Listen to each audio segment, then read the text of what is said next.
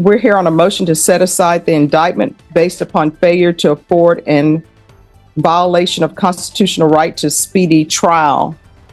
11 years and 4 months before an arrest? That's not just a delay, that's practically a whole childhood. Viewers, what do you think? Should the system get away with waiting this long to bring charges? State, have you reviewed that motion? Yes, Your Honor, I have. All right, and are you prepared to proceed? Yes, Your Honor. All right.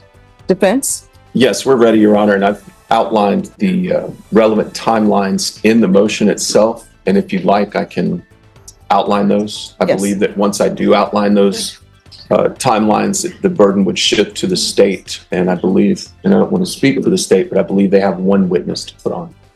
All right. Then if you'll outline your reasons. Your Honor.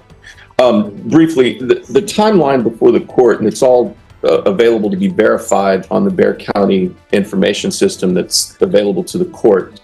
This offense date was June 1st of 2012. That's 11 years and 4 months before Mr. Hinojosa was arrested on this charge. Notice how the defense is hammering the timeline. This is a classic strategy in a speedy trial motion. The longer the state waits, the weaker their case looks. It's not about guilt or innocence, it's about fairness under the Constitution. If you look at those dates that are outlined, there are two relevant dates, both of them multiple years at a time. From the offense date to the action that the state took in August of 2017, that's a 5-year delay. Mm-hmm. From August of 17 until his arrest on this indictment is a 6-year and 2-month delay, and I'm not even including the 3 months between his arrest and today's date, which that's an additional 3 months. Your Honor, believe that the length of those delays taken together or even individually is so prejudicial that it affects our ability to put on a defense in this case in violation of the United States Constitution, confrontation clause, and the Barker v. Wingo case, and as outlined in the motion, and also the Article 1, Section 10 of the Texas Constitution.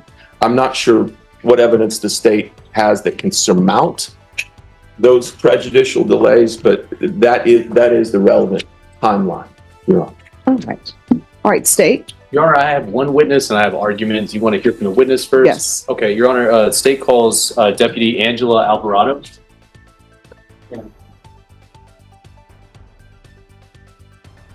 Quick legal insight. When a deputy testifies about serving warrants, it's less about guilt and more about due diligence. If the state didn't try hard enough to serve him, that delay could tank the indictment. But if they can show he was dodging them? Different story. So, all right, if you move this way. Oh, sure. Yep. Come over here. Right in the middle, Judge? Yes, thank you. Is that okay if I'm right here, Judge? Yes. Okay. Can you raise your right hand for me, please? Yes, ma'am. Do you solemnly swear or affirm the testimony you give will be the truth and nothing but the truth, so help you God? Yes, ma'am. All right, you can lower your hand, state your name for the record. Deputy Angela Alvarado. All right.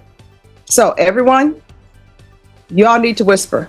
If you can't whisper, then you need to confer outside. All right, state. Hi, Deputy. So did you attempt to make service of a warrant in this case? Yes, sir. It And- looks like the first attempt was January 23rd of 2019. Okay. And then did you attempt to serve that warrant on another date as well? 2 days later, sir. Okay. And so on January 23rd, 2019, where did you go to serve the warrant? The address I have, Okay. And did you have any interaction with anybody there? I noted that I spoke with the uncle. And but were you able to serve the warrant on the defendant, Mr. Hinojosa, at the time? No, I was advised that he didn't live at that location. Okay. And so what happened a couple days later on January 25th, 2019? I went to a secondary address on that date, his work address. Okay. And were you able to serve the warrant on that date? No, sir. I was advised that he used to work there, but quit the year before. Okay. And did you try to serve the warrant before 2019, in 2017? No, sir, that would not be me. Okay, that was a different deputy. Right. So you were unable to serve the warrant on Tristan Hinojosa, but you attempted to serve it on January 23rd, 2019 and January 25th of 2019. Yes, sir. Okay, I pass the witness, Your Honor. All right, defense. Your activity in this case is limited to those 2 days in 2019, correct? Correct. Did you take any other action in these 11 years and 4 months between the alleged offense date and his arrest in this case? Just beside the two dates listed on the warrant itself. And those 2 dates were almost 2 years after the indictment, correct? A year and a half? Your 2019 attempts? Okay. I'm not sure when. I'm sorry, I didn't mean to interrupt you. No, I'm not sure when the date of when he was arrested. Is that what your question was? No, indicted. Oh, indicted. I'm sorry. Okay. You're not sure of the date? No, sir. Pass the witness. No other questions, Your Honor? All right. Is this witness excused? Yes, Your Honor. All right, thank you. Thank you. Thank you. Defense? Uh, I'm sorry, state any further questions? I just have argument, Judge, at this. I'm sorry, any further witnesses? Oh, no, Your Honor. It's Monday for me. Yes, ma'am. All right, then the court will hear argument. Defense, it's your motion. Yes, Your Honor. If you look at the Barker v. Wingo factors as the Here's the clash. Defense paints the state as sloppy and negligent, while the prosecution insists the defendant was basically a fugitive. Classic blame game. Who do you think the judge is leaning toward at this point? as the courts apply them in the state of Texas. We need to look at the length of delay. I think in this case that all the parties can reasonably agree that that is a tremendously long amount of time in this case, both between the alleged offense date and the indictment, and then between the indictment and when there was any activity on behalf of the state, whatever attempts those were in 2019, and then again between 2019 and the state's I just say weak attempts to find Mr. Hinojosa and 2023. Any of those taken individually are presumptively prejudicial, but taken together, it highlights the exact reason that these laws are on the books, Your Honor, and it prejudices Mr. Hinojosa's ability to put on a defense. I don't believe the state's efforts to show diligence in this case rise to the level of certainly. It can't overcome the negligence that's apparent from the file. And for that reason, we ask for you to grant our motion to set aside the indictment.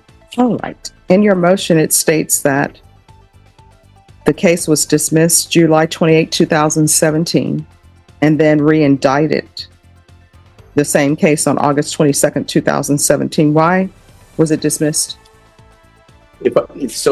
From my research into the JE system, it looks like it was originally supposed to be a theft, and the statute of limitations would have run on the theft by the date that it was the case was received from law enforcement by the DA's office.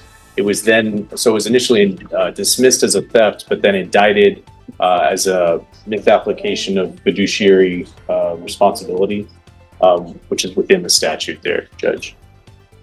Okay. All right.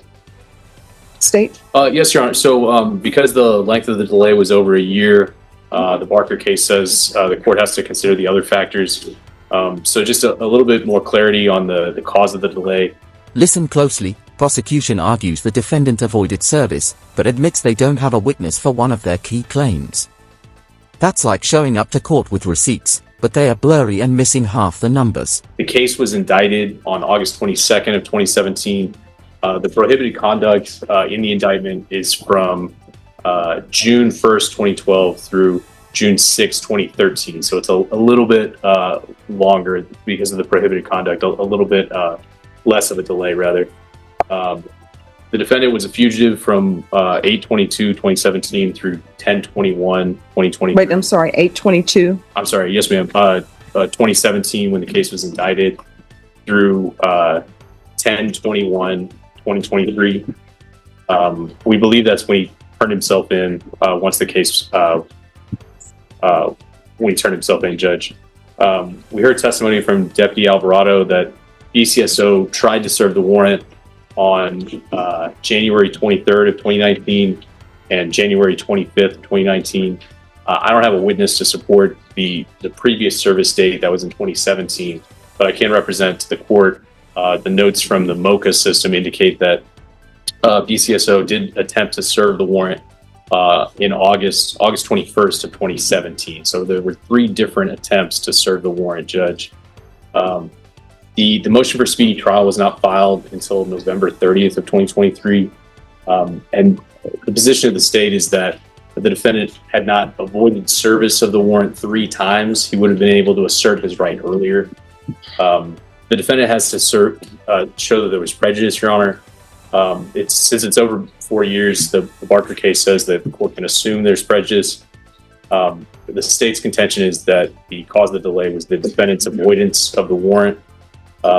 So I think the type of delay that the defense is claiming here is that their defense is impaired by this delay. But if the cause of the delay was the defendant's avoidance of the service, I think you shouldn't reward that, Your Honor. And there's a case, Dragoo v. State, which is a CCA case from 2003.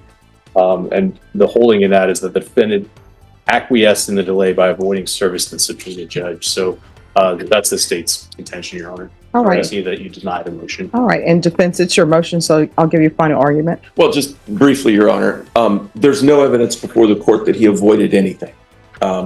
There's no evidence before the court on reference to a 2017 attempt to serve a warrant according to notes. And I've just, as an officer of the court, and I've spoken to Mr. Wilkins, he and I discussed that entry, and that entry into their MOCA system, as he described it, is problematic. So I'd ask the court not to consider that. And here comes the suspense. The judge sends everyone out and says she'll be back with a decision.